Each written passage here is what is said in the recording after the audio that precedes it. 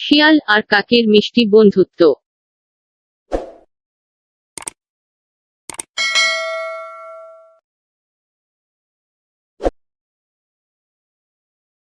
এক গ্রামে শিয়াল আর কাক বাস করত। শিয়াল খুব চালাক আর কাক খুব বুদ্ধিমান।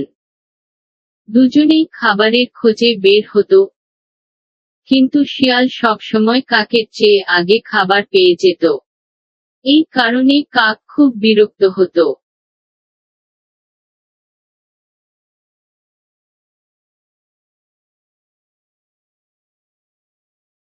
একদিন কাক ভাবল, শিয়াল আমাকে সব সময় বোকা বানায়, এবার আমি কিছু একটা করব। কাক ভাবতে লাগলো কিভাবে শিয়ালকে শায়েস্তা করা যায়। কিছুদিন পরে কাক একটি রসালো মাংসের টুকরো পেল। সে মাংসটি ঠোঁটে করে একটি উঁচু গাছে বসল। শিয়ালও সেখানে উপস্থিত ছিল এবং মাংসের টুকরো দেখে তার জিভে জল এলো। শিয়াল জানত কাক বুদ্ধিমান, তাই সে একটা চাল চালল। শিয়াল বলল, ওহ কাক ভাই, তুমি কেমন সুন্দর গান গাও, তোমার গলা এত মধুর। তুমি যদি একটুখানি গান শোনাতে, আমার মনটা ভালো হয়ে যেত।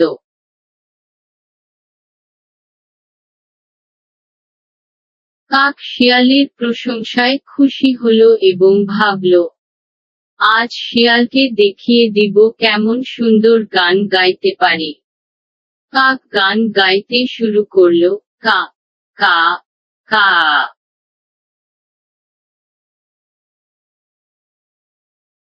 কাক গাইতে গাইতে মাংসের টুকরোটি তার ঠোঁট থেকে পড়ে গেল এবং শিয়াল সঙ্গে সঙ্গে মাংসটি তুলে নিয়ে পালিয়ে গেল।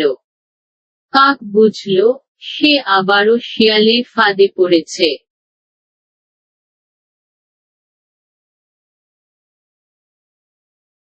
কিন্তু কাক হাল ছাড়ল না। সে আবার একটা বুদ্ধি ভাবল। কয়েকদিন পরে কাক আবার মাংসের টুকরো পেল এবং গাছে বসে থাকল।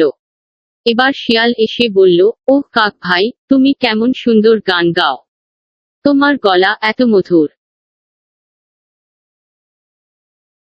কিন্তু এবার কাক চুপ করে রইল। শিয়াল আবার বলল, কাক ভাই, তুমি কি আমাকে গান শোনাবে না?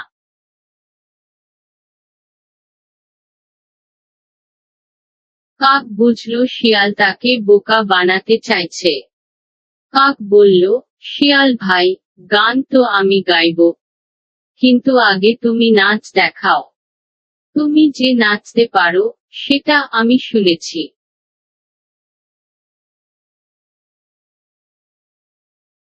শিয়াল ভাবল, নাচ দেখাতে কি সমস্যা, কাক তো গাইতেই শুরু করবে। শিয়াল নাচ শুরু করল। কাক নাচ দেখতে দেখতে বলল, আর একটু ভালো করে নাচো।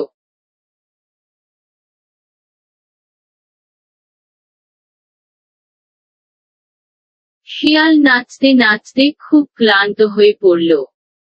এবার কাক ভাবল, শিয়ালকে তার মজা দেখানোর সময় এসেছে। কাক মাংসের টুকরোটি ছুঁড়ে ফেলে দিল এবং সঙ্গে সঙ্গে মাংসটি তুলে নিয়ে পালিয়ে গেল।